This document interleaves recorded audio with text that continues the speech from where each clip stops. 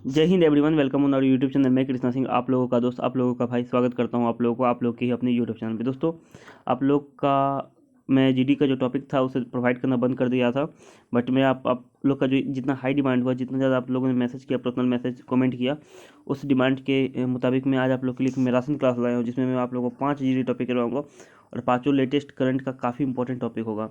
मज़ा आ जाएगा ये टॉपिक करके। आप लोग एक बार कीजिएगा तो कहिएगा कि वाह, आप लोग आपने क्या करवाया। तो इसलिए इस वीडियो पे मैं कम से कम 200 लाइक देखना चाहता हूँ और कम से कम तो 150 शेयर देखना चाहता हूँ। तो इसके बाद मैं एक पार्ट 2 लाऊंगा, जिसमें मैं जितना भी टॉपिक बचा हुआ होगा सारा को करवा दूंगा। तो आप लोग प्लीज़ सपोर्ट बनाइएगा, शेयर और लाइक ज़रूर कीजिएगा।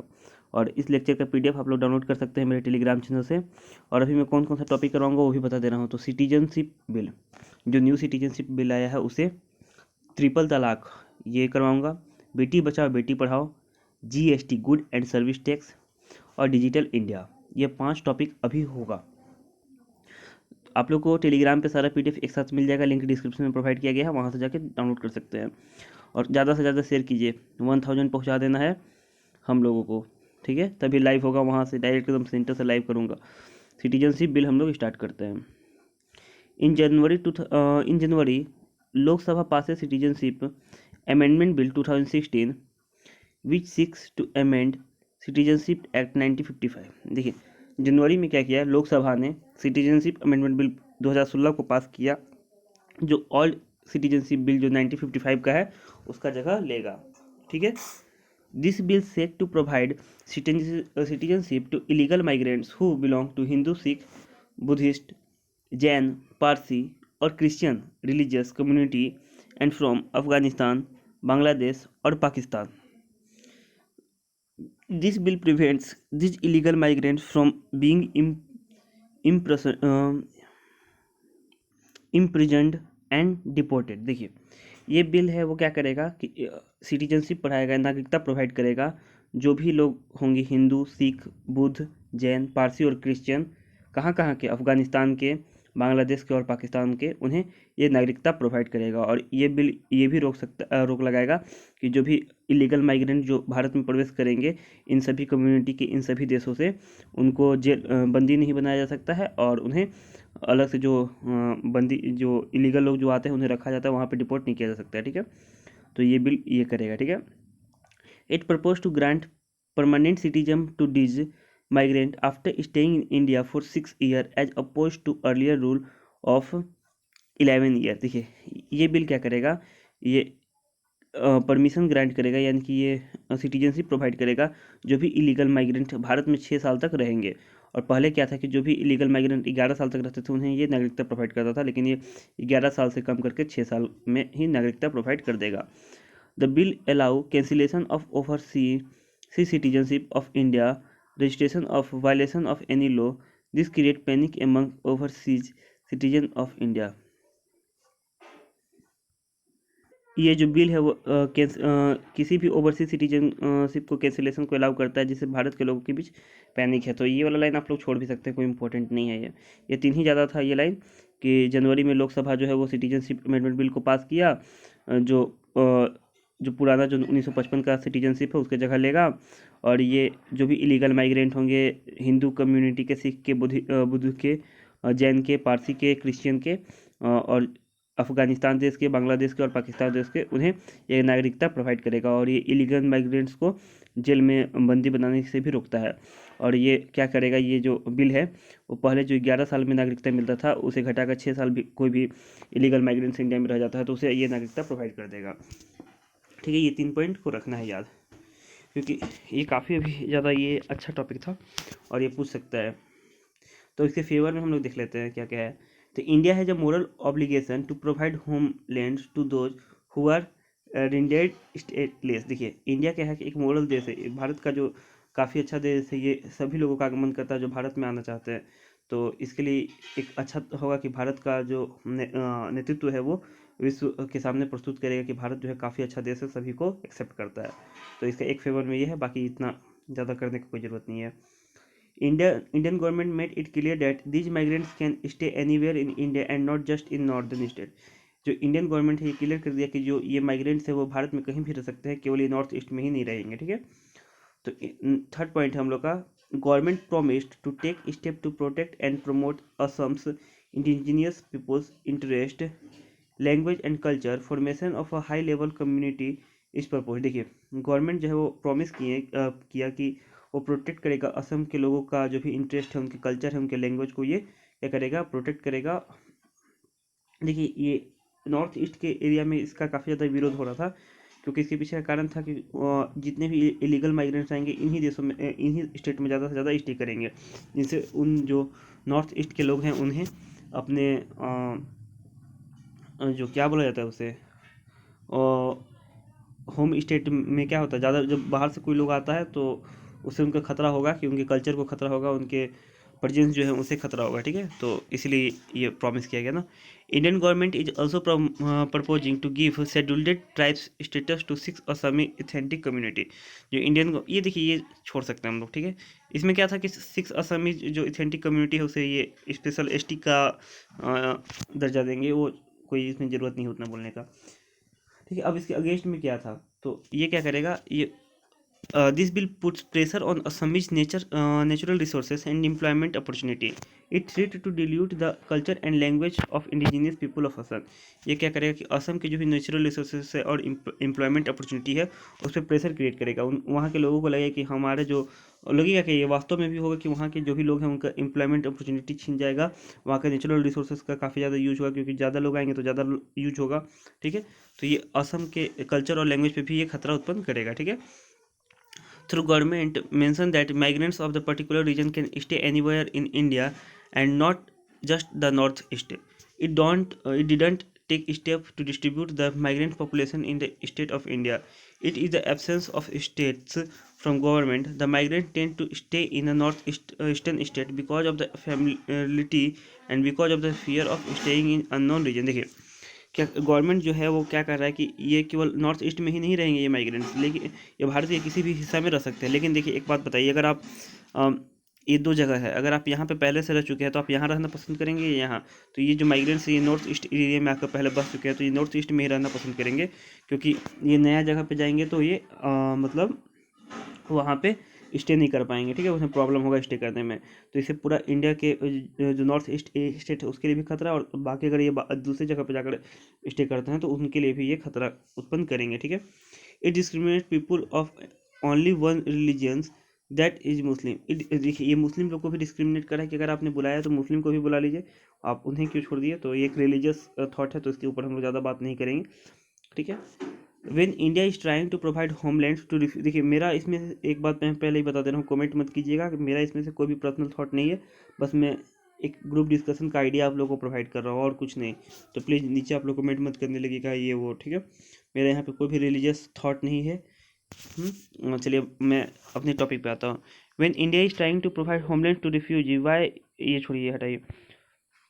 नेक्स्ट है, this bills violate Article 14, which guarantee equality to everyone, irrespective of their religion, whether they are citizen of India or not। देखिए ये जो बिल है वो क्या कर रहा है, आर्टिकल 14 जो इंडियन भारतीय संविधान का, इंडियन कॉन्स्टिट्यूशन का आर्टिकल 14 है उसको भी वायलेट कर रहा है, कि इंडिया का जो आर्टिकल 14 है, जो इंडियन कॉन्स्टिट्यूशन का आर्टिकल 14 है, वो गारंटी देता है कि किसी भी लोग, चाहे वो भारत का नागरिक हो या ना हो, किसी के भी कास्ट के आधार पे या रिलीजन के आधार पे उनके साथ भेदभाव नहीं किया जाएगा। लेकिन यहाँ पे भेदभाव किया जा रहा है, ठीक है, और कैसे किया जा रहा है वो सब आप लोग जानते हैं। Several protest in the past about the influx of migrants from, ये छोड़े हटाइए, ये सब ज़्यादा डाटा वाला हो जाएगा, वो याद नहीं रहेगा।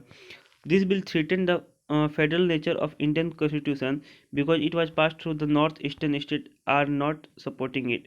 देखिए ये क्या करेगा कि इंडियन भारत के संविधान पे भी ये खतरा उत्पन्न करेगा।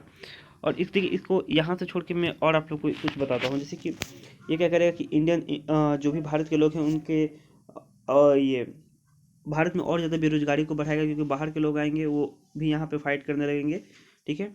ये क्या करेगा, नेशनल सिक्योरिटी पे भी खतरा बन सकता है, क्योंकि ऐसा थोड़ी कि जो बाहर से जो आएंगे वो इंडिया के लिए लोयल ही बन के रहेंगे, ठीक है। और ये और साथ में ये क्या कर सकता है कि जो भी क्रिमिनल एक्टिविटी है उसे भी इंक्रीज कर सकता है, क्योंकि कोई भी लोग अगर बाहर से आता है तो गवर्नमेंट उसे चाहे कितना भी कुछ देने का कोशिश धीरे धीरे करे, लेकिन तुरंत वो उतने ज़्यादा अपने लेवल पे नहीं आ सकते हैं। तो उन्हें अपने जीवन को सुधार करने के लिए कुछ क्रिमिनल एक्टिविटी वो लोग करेंगे, तो इस टाइप से क्या होगा, क्रिमिनल एक्टिविटी भी बढ़ेगा। तो ये काफ़ी ज़्यादा रीजन था। कंक्लूजन क्या हो सकता है, तो देखिए हम लोग इसे छोड़ के ऐसे भी हो सकते हैं कि everything has its positive and negative effect. जैसे कि हर एक चीज़ का क्या होता है कि पॉजिटिव और नेगेटिव इफेक्ट होता है, तो इस तरीका से इस जो सिटीजनशिप बिल है उसका भी पॉजिटिव और नेगेटिव इफेक्ट है। और बाकी आप लोग अगर कंक्लूजन करना हो तो यहाँ से कर सकते हैं। मैं थोड़ा सा एक दो लाइन बता देता हूँ ऊपर वाला। Through the intention of providing homelands to refugee is noble. क्या बोल रहा है कि जो भी रिफ्यूजी है उन्हें क्या बोल रहा है कि जो भी रिफ्यूजी है वो उन्हें होमलैंड प्रोवाइड करना, उन्हें घर प्रोवाइड करना एक नोबल, एक अच्छा कार्य है। It implementation should not create panic among other people. India is a democratic country and hence the government should consider the interest to everyone. तो जो इनके यहाँ पे इम्प्लीटेशन जो होगा वो लोगों को पैनिक नहीं करेगा। इंडिया क्योंकि डेमोक्रेटिक कंट्री है, तो यहाँ पे गवर्नमेंट को सभी के इंटरेस्ट को देख के चलना चाहिए, ठीक है। तो ये है। और बाकी यहाँ पे भी ये भी कर सकते हैं। बाकी आप लोग ये देखिएगा, प्लेलिस्ट देख लीजिएगा, बाकी जो भी वीडियो देखना होगा। अब मैं नेक्स्ट टॉपिक को आप लोग को स्टार्ट करता हूँ। देखिए सिटीजनशिप हो गया, अब ट्रिपल तलाक स्टार्ट करते हैं। ट्रिपल तलाक क्या था, तो ये एक परंपरा थी, या जो भी बोला जा सकता है मुस्लिम कम्युनिटी में, कि वो लोग क्या करते थे कि 3 बार बोलते थे तलाक तलाक, और उनके बाद उनका तलाक हो जाता था। तो इस बिल के माध्यम से भारत सरकार ने क्या किया कि ये ट्रिपल तलाक था उस पर बैन लगा दिया, ठीक है। तो इसे हम लोग पूरा अच्छे से देखेंगे। फिर से मैं बोल रहा हूँ, इसमें कोई भी रिलीजियस वो मत लीजिएगा, बस मेरा एक आइडिया, ग्रुप डिस्कशन का आइडिया देने का ही वो है, कोई भी मेरा पर्सनल पॉइंट ऑफ व्यू नहीं है, ठीक है। तो यहाँ पे मैं स्टार्ट करता हूँ। ट्रिपल तलाक बिल और the Muslim women act 2019 become law on 1 अगस्त 2019। देखिए ये जो ट्रिपल तलाक बिल है और जो जिसे हम लोग मुस्लिम वुमेन एक minute, the Muslim women act 2019 बोलते हैं, ये कब लॉ बना, 1 अगस्त 2019 को बना, ठीक है। इसके पीछे का बैकग्राउंड क्या था, तो वही बैकग्राउंड था अभी जो मैंने आपको बताया, ठीक है। इसके फेवर में हम लोग कौन से क्या क्या पॉइंट है इसे देख लेते हैं। Instant talaq question human right and gender equality the constitution of the Indian promise to offer. देखिए इंस्टेंट तलाक से क्या होता है, किसी भी आदमी का एक मिनट, जो ये ट्रिपल तलाक है वो क्या कहते हैं, ह्यूमन राइट और जनरल इक्वालिटी पे ये सवाल उठाता है, और भारत के जो संविधान है इसकी आज्ञा नहीं देता। तो जो ट्रिपल तलाक बिल जो लाया है इससे क्या होगा कि जो भी मुस्लिम वुमेन्स है उनकी ह्यूमन राइट का वायलेंस अब नहीं होगा, ठीक है। Many women suffer due to the unfair practice. जो ये अनफेयर प्रैक्टिस है, जो ये एक गलत प्रथा था, इसे बहुत सारी जो मुस्लिम वुमेन थी वो सफ़र कर रही थी। Many times when the wife is given instant talaq by her husband, she and her childrens were not given money to live. बहुत समय क्या होता था, बहुत टाइम क्या होता था कि जो भी मुस्लिम वुमेन थे उन्हें तुरंत तलाक उनके पति के द्वारा दिया जाता था कहीं भी। जैसे क्या होता था कि उनके और उनके बच्चे के पालन पोषण के लिए उनके जो हस्बैंड थे वो पैसा नहीं देते थे। She will left alone without any money at hand. उन्हें बिना मनी दिए हुए उन्हें तुरंत वहीं पे छोड़ दिया जाता था। This law protect women and prevent such incident. ये लॉ क्या करेगा कि वुमेन को प्रोटेक्ट करेगा और उन्हें इस तरीके के इंसिडेंट से बचाएगा। By this law women and her childrens can get maintenance allowance for her husband. तो इस लॉ से क्या होगा कि अगर वो तलाक देते भी है तो उनके हस्बैंड के द्वारा से वुमेन्स के और उनके बच्चे को अलाउंस मिला जाएगा, पैसा मिलेगा, जिससे वो अपने जीवन को अच्छे तरीके से गुजार सकेंगे, ठीक है। After making this law, triple talaq cases have drastically reduced। जब ये लॉ लगाया गया तो उसके बाद जो ट्रिपल तलाक का जो केस था ये था केस था वो काफ़ी ज़्यादा कम हुआ, ठीक है। इसका बहुत सारे लोग क्रिटिसिज्म भी कर रहे हैं, बहुत लोग इसका आलोचना भी कर रहे हैं। मुस्लिम कम्युनिटी के कुछ लोग आलोचना कर रहे हैं, कुछ लोग इसके पक्ष में हैं। तो इसके पीछे का कारण क्या है उसे हम लोग देख लेते हैं। In favour instant talaq question, ये तो हो गया हम लोग का। हाँ, criticism before making the amendment the government did not consult the all India Muslim personal law board. देखिए इस लॉ को, इस अमेंडमेंट को लाने से पहले जो भारत सरकार जो है वो all India Muslim personal law से बोर्ड से बात नहीं किया, ठीक है, उनसे कंसल्ट नहीं किया। ये क्या है, all India personal law board, an organisation which look into the matter related to the Muslim community in India. जो all India Muslim personal law board है ये क्या करता है कि जो भी मुस्लिम लोगों के मैटर होता है इंडिया में उससे रिलेटेड ये लोग एक ऑर्गेनाइजेशन है जो उसके निर्णय लेता है उन लोग के पक्ष और विपक्ष में, ठीक है। The board argues that the law does not speak in the consequences। ये छोड़िए हटाइए। देखिए, like every coin has two side, triple talaq bill the right to gender equality to all the Muslim wifes, but on the other hand lead to the prosecutions of the husband in each and every cases registered even by his wife blood relative without her official consent। देखिए, जैसे हर एक सिक्के के दो पहलू होते हैं, वैसे इस जो ट्रिपल तलाक बिल है इसका भी दो पहलू है। इसमें क्या हो सकता है कि ये तो जनरल इक्वालिटी का बात करता है, वो अच्छी बात है, लेकिन ऐसा भी हो सकता है कि जो मुस्लिम वुमेन्स हैं वो अपने पति पे झूठा केस भी कर सकती हैं, तो ये है। तो if the accuse is given, देखिए ये थर्ड नंबर पॉइंट, देखिए if the accuse is given 3 year imprisonment, he may not give maintenance allowance to the victim and her children. In such cases, it is the responsibility of the government to provide financial assistance to the victim, but that is not provided in the law। देखिए, क्या होता है कि इस law में कि ये भी कानून बनाया गया कि जो भी ऐसा करता है उसे 3 साल की सज़ा दी जाएगी। अगर जो उनके हस्बैंड हैं उन्हें अगर 3 साल की सज़ा दे दी जाती है, तो इससे क्या होगा कि जब वो काम नहीं करेंगे, जेल में रहेंगे, तो उनके जो वाइफ है, उनके बच्चे हैं, उन्हें मेंटेनेंस अलाउंस नहीं मिलेगा। जब अलाउंस नहीं मिलेगा तो वो लोग कैसे रहेंगे? तो इसमें गवर्नमेंट को क्या करना चाहिए था कि जब तक वो जेल रहेंगे तब तक गवर्नमेंट उन्हें क्या करेगी, कुछ भत्ता देगी, अलाउंस देगी, बट ऐसा कुछ नहीं दिया गया है इस लॉ में। इसी कारण भी इसका क्रिटिसिज्म हो रहा है। देखिए, अब कंक्लूजन क्या है? ट्रिपल तलाक is a divorce customary followed by the Muslim community offer huge disadvantage towards the growth and the development of the women's society. Sadly, triple talaq law has not met the expectation as it now quoted to be hasty and impulsive। देखिए, क्या हो रहा है कि जो triple तलाक जो था इससे क्या होता है कि मुस्लिम जो वुमेन थी वो काफ़ी ज़्यादा सफ़र करती थी, उन्हें काफ़ी ज़्यादा परेशानी होता था। इस जो ट्रिपल तलाक में काफ़ी ज़्यादा डिसएडवांटेज था, ठीक है। बट ये जो न्यू लॉ आने के कारण क्या हुआ कि उनका जो डिसएडवांटेज जो है, सॉरी, ये जो भी वो प्रॉब्लम था वो सॉल्व हो जाएगा, और उन्हें अब उस टाइप से जो भी क्या बोला जाता है उसे, जो भी उनका शोषण होता था वो अब नहीं होगा, ठीक है। तो ये काफ़ी अलग थोड़ा है इसमें कंक्लूजन, लेकिन मैं अपने से बनाकर बोल दिया। आप लोग खुद से ऐड कर सकते हैं, बहुत लंबा हो जाएगा, इसी के चलते मैं कर रहा हूँ जल्दी जल्दी, ठीक है। अब नेक्स्ट टॉपिक को हम लोग स्टार्ट करते हैं। ये टॉपिक हम लोग का खत्म हो गया, शेयर करते रहिएगा आप लोग। थर्ड पॉइंट आता है बेटी बचाओ बेटी पढ़ाओ योजना। तो अब ये क्या है, व्हाट इज बेटी बचाओ बेटी पढ़ाओ? ये तीसरा नंबर जी टॉपिक है ना। तो बेटी Bachao Beti Padhao is an initiative started by the government of India under our prime minister Narendra Modi on 22 January 2050 at Haryana. ये बेटी बचाओ बेटी पढ़ाओ एक इनिशिएटिव स्टार्ट किया गया भारत सरकार के प्राइम मिनिस्टर नरेंद्र मोदी के द्वारा 22 अगस्त 2015 को हरियाणा में, ठीक है। With an effort to make transitions in the mindset of the Indian towards the female society. This campaign focused mainly on women empowerment and girls child right। देखिए, ये जो एक्ट है इसका मेन क्या था कि जो भी माइंडसेट था भारत के लोगों में महिलाओं के प्रति उसे चेंज करना था।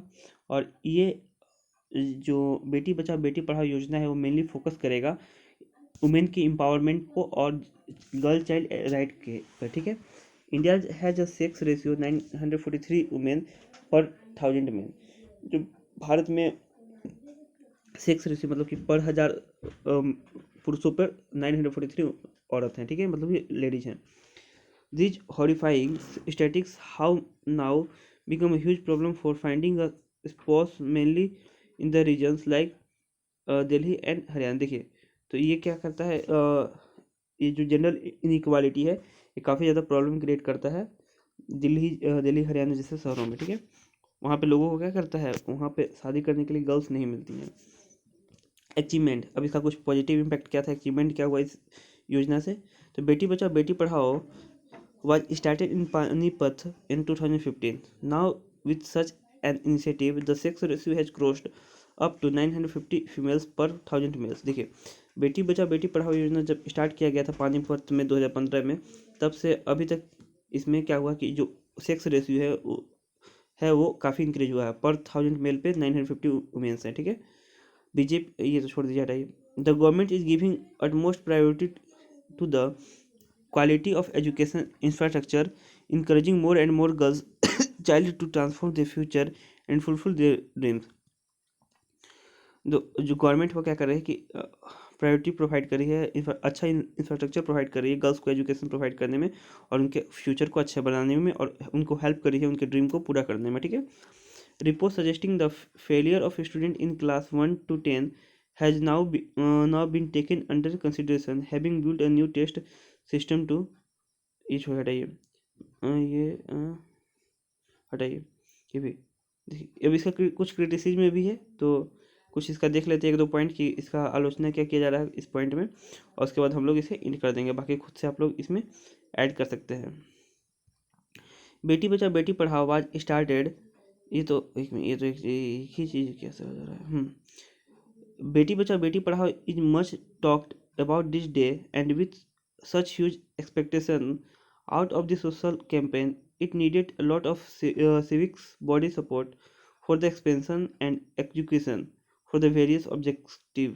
बेटी बचाओ बेटी पढ़ाओ प्रॉमिस टू डिलीवर। देखिए, जो बेटी बचाओ बेटी पढ़ाओ योजना है उससे जितना ज़्यादा एक्सपेक्टेशन लगाया जा रहा है, तो इसको फुलफिल करने के लिए क्या होना चाहिए कि जो लोग है, जो सोसाइटी है, उसे उसका सपोर्ट चाहिए ताकि ये जो ड्रीम है उसे पूरा किया जा सके, ठीक है। Many social and cultural norms like sati, female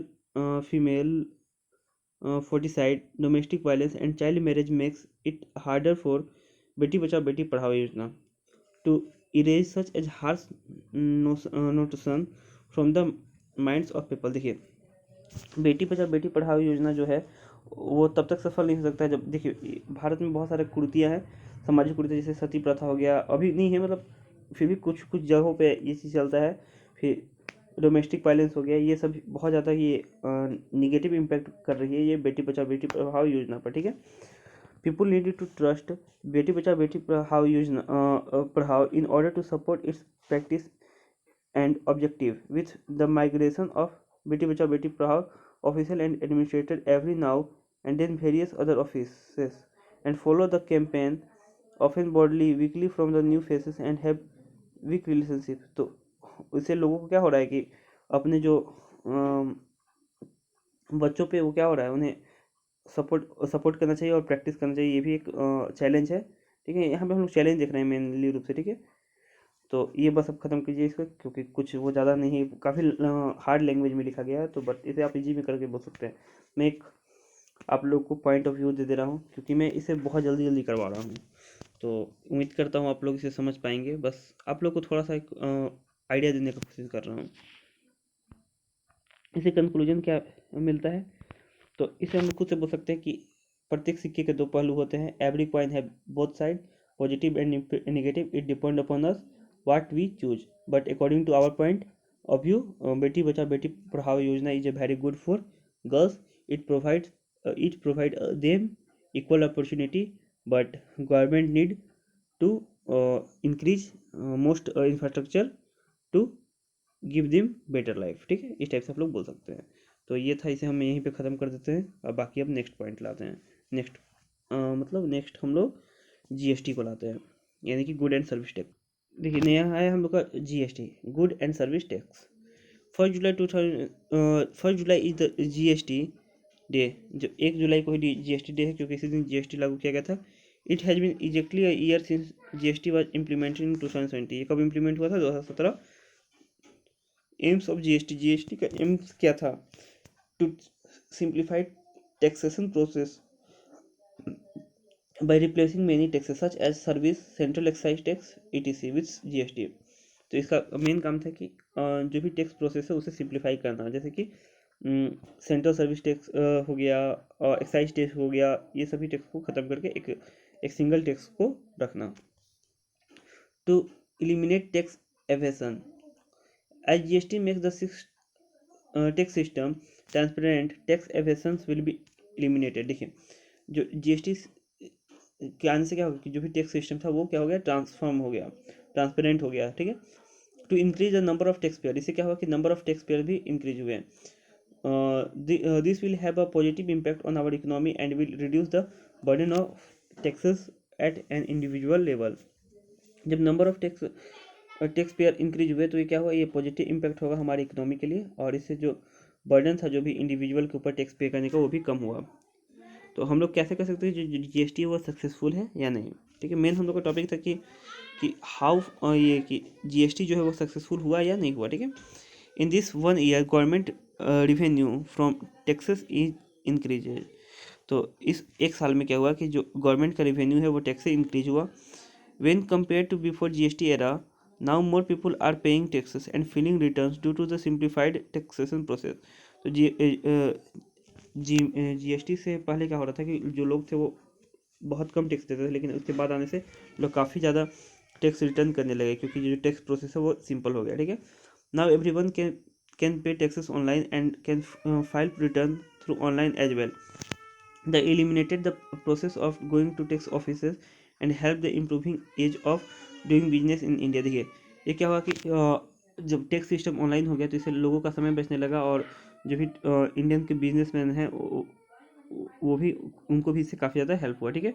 उन्हें क्या हो टैक्स ऑफिस में जाना नहीं पड़ा, और ठीक है ये जो भी क्या किया कि ये जो भी बिजनेस थे, improving ease of business doing India, जो भी बिजनेस करने वाले लोग थे यहाँ पे उन्हें काफ़ी ज़्यादा इससे हेल्प हुआ, ठीक है। Price of a lot products dropped as a result of transferring GST benefit to consumers. बहुत सारे चीज़ों का क्या हुआ कि प्राइस भी जीएसटी के कारण डिक्रीज हुआ, क्योंकि पहले 10 तरीका का टैक्स लगता था, अब 1 तरीका का टेस्ट आया, वो सभी का टैक्स के कारण ही किसी चीज़ का बहुत ज़्यादा प्राइस बढ़ जाता है। As it now compulsory to issue receipt to purchase worth more than 200, transparency is increase. अब क्या हुआ कि जीएसटी लाने से क्या हुआ कि 200 से ज़्यादा की खरीद बिक्री पे रिसिप्ट देना अनिवार्य कर दिया गया। तो इससे क्या हुआ कि ट्रांसपेरेंसी भी होगा, कि रिसिप्ट मिलेगा तो सरकार को भी पता चलेगा कि हाँ क्या हो रहा है क्या नहीं हो रहा है। Since GST is implemented, government revenue from taxes is a bit less than ये छोड़ हटाइए। Many economists expected that GST will cause inflation in the first year, but it did not happen। तो बहुत इकोनॉमिस्ट जो थे वो आशा लगाए थे कि जो जीएसटी है उसके कारण कुछ इकोनॉमी पे बैड इफेक्ट पड़ेगा, बट ऐसा नहीं हुआ, ठीक है। फेलियर, तो जीएसटी का कुछ फेल भी हुआ। There is a lot of criticism on not including petroleum product in GST. तो बहुत ज़्यादा जीएसटी का आलोचना की, क्योंकि जो पेट्रोलियम प्रोडक्ट है उस पर जीएसटी अभी भी नहीं लगता, इसी के कारण calling GST as one nation one tax may not be right, and because there is a multiple taxes, GST is not simple process as it was intended to। World Bank said that India GST is among the most complex GST in the world। देखिए GST को क्या किया गया कि 1 nation 1 tax घोषित किया गया, लेकिन ये क्या है कि ये जो वर्ल्ड बैंक है वो उन्होंने कहा कि जो इंडिया का जो जीएसटी है वो वर्ल्ड में सबसे कॉम्प्लेक्स जीएसटी है, तो ये भी उतना अच्छा नहीं कामगर हुआ। Many face technical issue while going through the online process. बहुत लोगों को टेक्निकल इशू भी होता है जब वो ऑनलाइन प्रोसेस में जाते हैं तब, ठीक है। मैं छोटा छोटा देखिए मैं स्पीड में करवा रहा हूँ, आप लोग समझ सकते हैं, ठीक है। Many people were confuse in the initial day of GST. बहुत लोग इनिशियल जीएसटी के इनिशियल डे में क्या हुआ, कन्फ्यूज हो गए थे, ठीक है। Government did not put enough effort on educting people on GST, still many people do not have enough knowledge on good and service। बहुत लोगों को गवर्नमेंट जो है वो लोगों को एजुकेट करने में फेल हो गई जीएसटी के बारे में। बहुत लोगों को अभी भी इनफ जानकारी नहीं है जीएसटी के बारे में। ये हटाइए, ये सब हटाइए अब, ठीक है। अब कंक्लूजन क्या मिलता है, through there were some lawful GST is successful as it could increase tax revenue and brought many people under the ambit of tax system। देखिए जीएसटी में बहुत सारे लॉफुल होने के बावजूद भी ये सक्सेसफुल हुआ, क्योंकि ये इंडिया में टैक्स रेवेन्यू है उसको इंक्रीज किया, और बहुत सारे लोग इससे फ़ायदा हुआ उन्हें। Difficulty are inevitable in the starting days because GST is a big challenge for people as well as for administration। By solving the present problems, we can make India's GST the best in the world। तो difficult starting में होता है यहाँ तक GST को लाने में, ये लोगों के लिए ही नहीं, यहाँ तक एडमिनिस्ट्रेशन जो प्रशासन है उसके लिए भी ये चुनौती रही। बट धीरे धीरे ये चीज़ क्या हुआ, अब धीरे धीरे सॉल्व हो जाएगा, और ये जो जीएसटी भारत का जीएसटी है वो वर्ल्ड में बेस्ट जीएसटी बन जाएगा, ठीक है। तो ये था हम लोग का जीएसटी के बारे में। तो उम्मीद करता आप लोग को अच्छा लगा होगा। आज काफ़ी ज़्यादा लंबा क्लास हो जाएगा। अब एक और बचा हुआ है हम लोग का, 4 वीडियो हो गया, 4 टॉपिक हो गया। डिजिटल इंडिया बचा है, उसे भी मैं करवा रहा हूँ। अब हम लोग आ गए डिजिटल इंडिया पे, ठीक है। तो what is digital India programme. Digital India programme है क्या। Digital India was launch in July 2015 by government of India. This is started with the aim to achieve 3 interconnected goals they are. देखिए digital India जो है वो launch किया गया 2015 में government of India के द्वारा, और ये जो स्टार्ट किया गया था मेन रूप से 3 टाइप के गोल को अचीव करने के लिए। और ये 3 गोल क्या था? Availability of high speed internet to each and every citizen, तो लोग जितने भी भारत के नागरिक हैं सभी को हाई स्पीड इंटरनेट प्रोवाइड करने के लिए, ठीक है। To make all government service accessible to the common and through e governance, तो जो सरकार थी वो क्या करती थी कि जितने भी सर्विस है वो सभी कॉमन लोगों के लिए ई गवर्नेंस के गवर्नमेंट सर्विस जो भी है उसे ई गवर्नमेंट मतलब कि नहीं, आप लोग देखते कि आजकल जो भी सारा कुछ होता है सरकारी काम वो डिजिटल इंडिया के माध्यम से होता है, तो वही इनका मेन मकसद था, ठीक है। डिजिटल इम्पावरमेंट ऑफ सिटीजन, जो भारत के लोग हैं उनमें डिजिटल इम्पावरमेंट लाने के लिए, ठीक है। अब इसका अचीवमेंट क्या था? Mobile internet played an excellent role in achieving vision of digital India. जो डिजिटल इंडिया के सपना को पूरा करने के लिए मोबाइल इंटरनेट जो है वो काफ़ी अच्छा रोल निभाया। India become second largest market of smartphone in the world, जो भारत है वो वर्ल्ड में सेकेंड लार्जेस्ट मार्केट स्मार्टफोन का बन गया, ठीक है।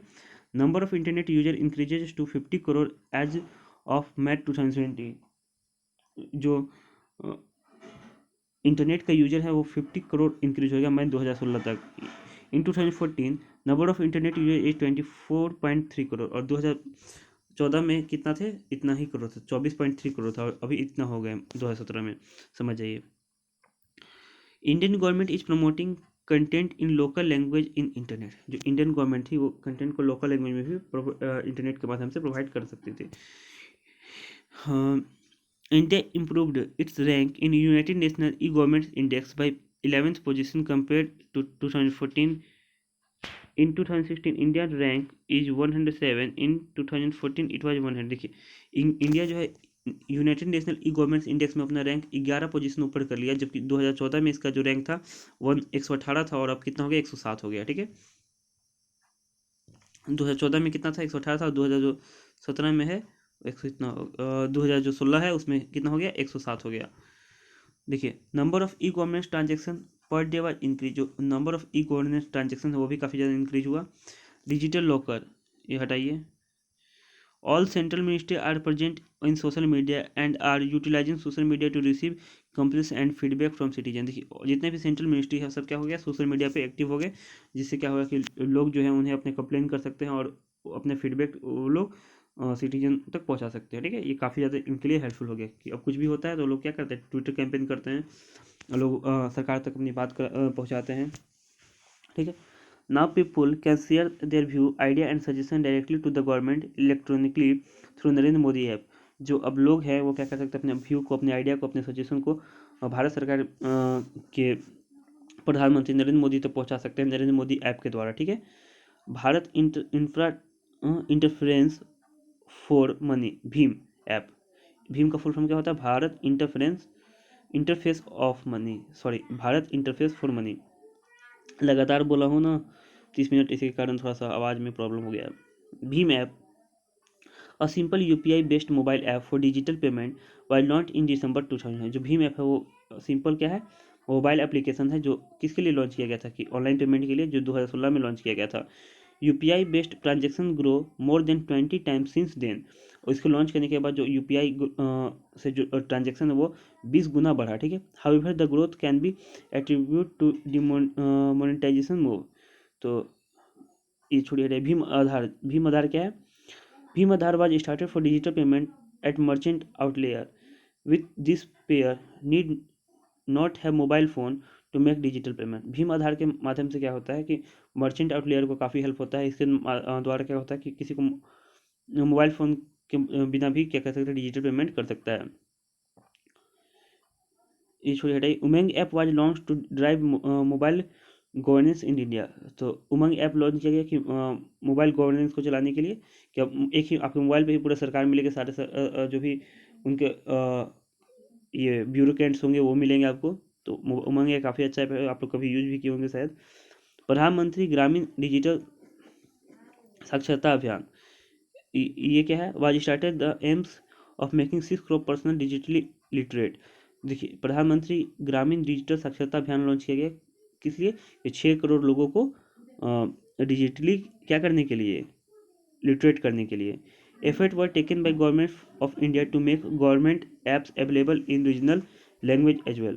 तो भारत सरकार क्या करी कि अपने एफर्ट इसलिए इसमें भी पुट की कि जो भी ये ऐप है उसे रीजनल लैंग्वेज में भी प्रोवाइड करने के लिए, जिससे क्या होगा कि जो जो रीजनल लैंग्वेज जानते हैं उनको भी काफ़ी ज़्यादा हेल्प होगा। Indian government has installed free public wifi hotspot eight many public places. जो इंडियन गवर्नमेंट है वो फ्री वाईफाई हॉटस्पॉट भी लॉन्च किया बहुत ज़्यादा पब्लिक स्पेस, जैसे स्टेशन पे भी आपको काफ़ी ज़्यादा बहुत सारे स्टेशन पे फ्री हॉटस्पॉट मिल जाएगा, वाईफाई आपको मिल जाएगा, वहाँ से वाईफाई आप लोग यूज कर सकते हैं। ये नेक्स्ट पॉइंट छोड़ दीजिए। डायरेक्ट बेनिफिट ट्रांसफर्स और इंक्रीज, डायरेक्ट बेनिफिट ट्रांसफर है वो भी इंक्रीज हुआ, बाकी वो भी छोड़िए, ये हटाइए अब क्योंकि बहुत ज़्यादा हो गया हम लोग का। अब देखिए क्रिटिसिज्म में क्या हुआ इसका, इसका कुछ क्रिटिसिज्म भी हुआ क्योंकि जिसका पॉजिटिव पॉइंट होता है नेगेटिव भी पॉइंट होता है, तो नेगेटिव पॉइंट भी हम लोग देखेंगे। Despite taking effort to improve e governance, India stood at 107th place in the world in e-governance according to the UN e-governance index. That means there is so much to be done to at a part with the best। देखिए India जो है वो United national e governance index में 11 अंक ही ऊपर गया, यानी अभी भी 107वां स्थान पे था। ये 2016 का रिपोर्ट है ना, लेकिन अभी भी इसका मतलब कि इंडिया को बेस्ट बनने में अभी भी काफ़ी ज़्यादा एफर्ट करना होगा, ठीक है।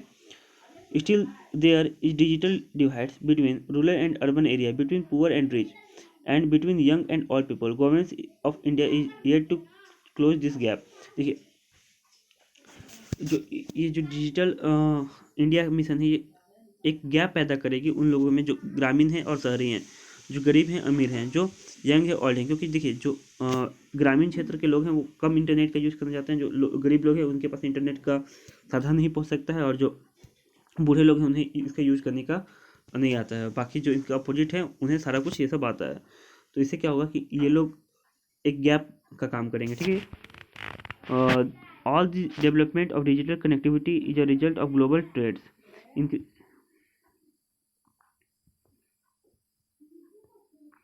इन ये छोड़िए हटाइए। E governance was started long before the launch of digital India. जो ई गवर्नेंस था वो डिजिटल इंडिया के लॉन्च करने के काफ़ी पहले ही स्टार्ट कर दिया गया था, तो इसे हम लोग नहीं कह सकते कि इससे ई गवर्नेंस को फ़ायदा मिला। Still some people in India have no basic education.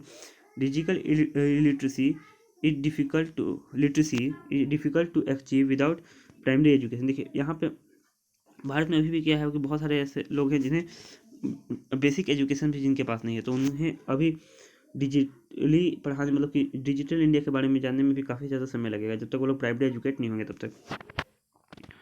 Still there are many remote rural area in India that do not have access of electricity, and some other rural area have limited access.